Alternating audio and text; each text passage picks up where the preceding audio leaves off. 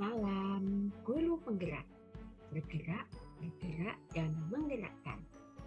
Perkenalkan, saya Wijani Vitalistiani dari SD Pilihan Nusantara, Kabupaten Tuban, Jawa Timur, akan memaparkan penerapan ide gagasan pemikiran Dihajar Dewantara dalam konteks kelas dan sekolah dalam bentuk metafora karya digital.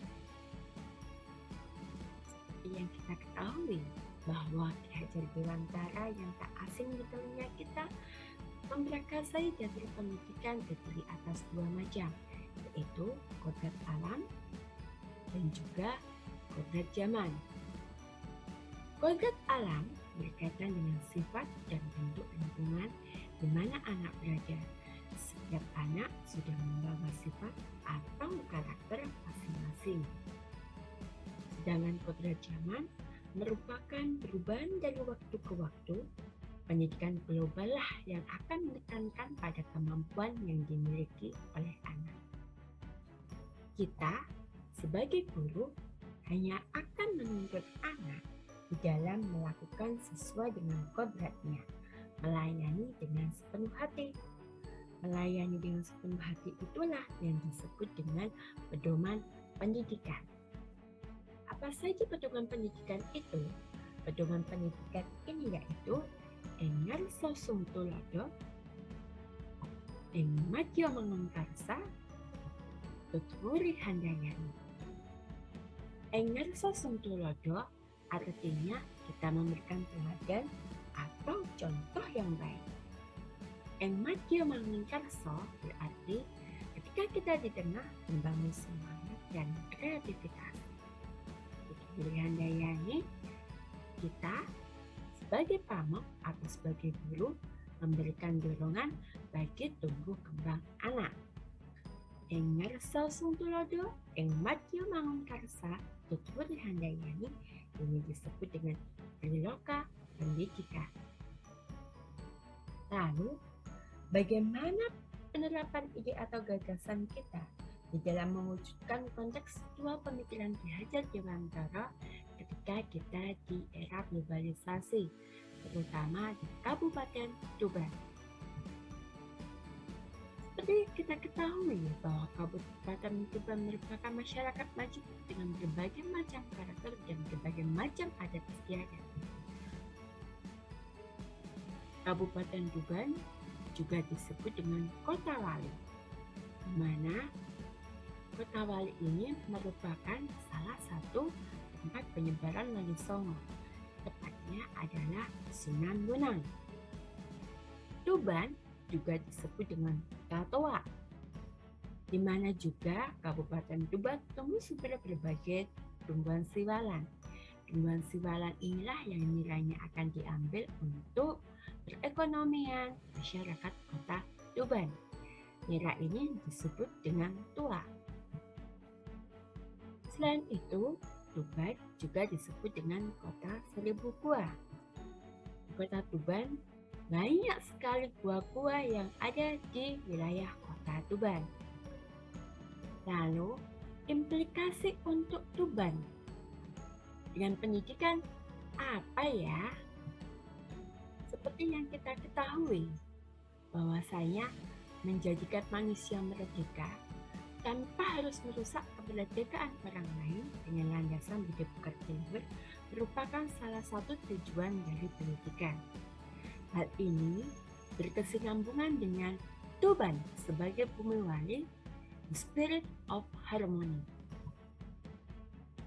Proses pendidikan di Tuban tidak lepas dari sosiokultural Kota Tuban, di mana Tuban geografisnya yang pertama adalah pesisir di sebelah utara dan sebelah selatan Pegunungan Kapur. Pesisir dan Pegunungan Kapur merupakan bentuk wilayah geografis Kota Tuban. Bentuk wilayah geografis Kota Tuban pasti berdampak dengan profesi dan karakter masyarakat Kota Tuban. Sedangkan pendidikan berakar pada budaya masyarakat, karakter nasional atau disebut dengan kodrat alam, namun juga memenuhi tuntutan zaman yang disebut dengan kodrat zaman. Budaya, karakter, kodrat alam, dan kodrat zaman ini akan berkembang dengan adanya teknologi. Lalu, bagaimanakah penerapan ide gagasan Ki Hajar Dewantara secara kontekstual? Apapun yang akan dijadikan anak atau pilihan anak dapat kita lakukan dengan cara mengembangkan pengetahuan, minat, ide, kebiasaan, kekuatan dari setiap orang di mana dia akan menemukan tempatnya untuk membentuk dirinya sendiri dan masyarakatnya menuju akhir yang baik dan merdeka. Apapun yang dipilih anak, apapun yang ingin dijadikan anak, itulah merupakan pilihan dari dirinya sendiri dari bentuk masyarakat yang merdeka. Lalu, bagaimanakah kita sebagai guru? Sebagai guru, kita hanya akan menuntun pengetahuan, minat, ide, kebiasaan, dan kekuatan potensi diri anak.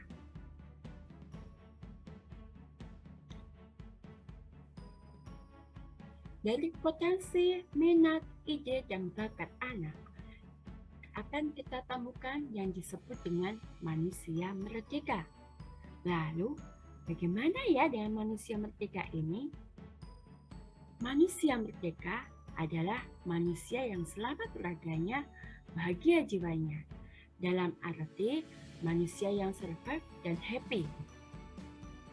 Di sini, manusia yang survive dan happy adalah manusia yang mandiri dan juga bahagia.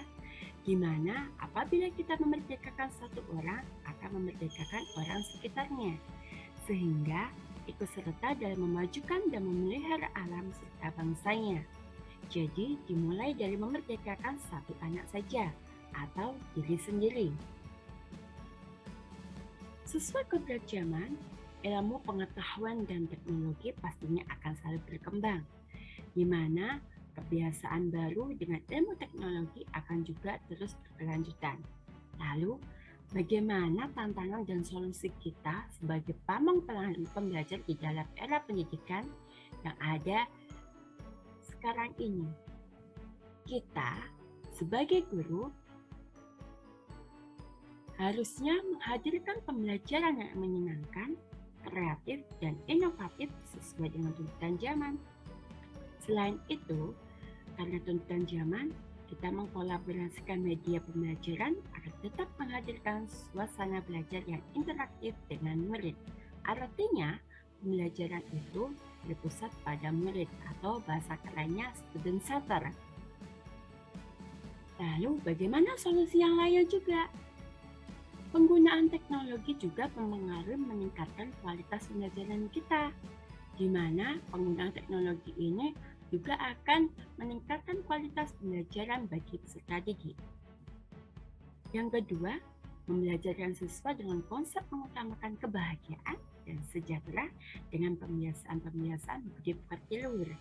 Apabila mereka bahagia, maka konsep belajar dan mendidik itu akan menjadi kebiasaan-kebiasaan yang berakibat dengan budi pekerti luhur.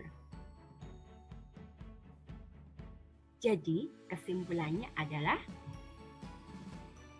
pada dasarnya pendidikan itu mengajarkan kita bagaimana caranya untuk bahagia. Bahagia ini disebut dengan merdeka, baik untuk dirinya sendiri maupun dengan orang lain, didasari dengan budi pekerti luhur. Yang kedua, mengembangkan pendidikan diri anak dengan cara menuntun sesuai dengan pewaris kebudayaan asalnya. Yang ketiga, pendidikan merupakan belajar terus seumur hidup dengan mengambil berbagai skala sumber konteks kehidupan. Semua tempat adalah sekolah, semua orang adalah guru, dan setiap waktu adalah belajar. Di sini, saya akan memetaforakan saya sebagai elegi pendidik. Saya membuat sebuah syair yang berjudul Elegi Pendidik.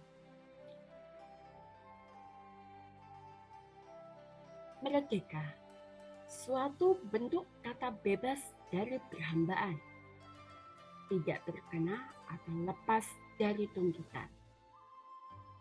Lalu, bagaimana anak-anakku? Aku pendidikmu memaknai arti merdeka belajar. Sedang aku gurumu belum bisa memaknai merdeka mengajar. Ketahuilah anak-anakku, tumpukan lembar kertas potensi, torehan catatan di buku tulismu, itulah makna implikasiku sebagai gurumu. Aku mohon, janganlah kau keluhkan itu. Marilah bekerja sama denganku. Bersenang-senanglah, berbahagialah. Karena aku sebagai guru dan kamu sebagai murid sedang menerapkan sistem. Tapi yakinlah, suatu hari nanti aku dan kamu bebas di dalam kelas, bebas menerapkan cerita ilmu di buku catatanmu, dan bebas menjadi apa yang kamu inginkan. Aku hanya akan menuntunmu sebagaimana kodrat alam yang Tuhan berikan. Aku akan mencoba memerdekakan dirimu dengan pesatnya peradaban dunia. Semua profesi yang menjadi keinginanmu, aku gurumu mengajar untuk menciptakan. Hingga aku dan kamu bebas mengutarakan isi pendapat. Hingga kamu menjadi manusia bermanfaat. Tuban, 29 Mei 2022.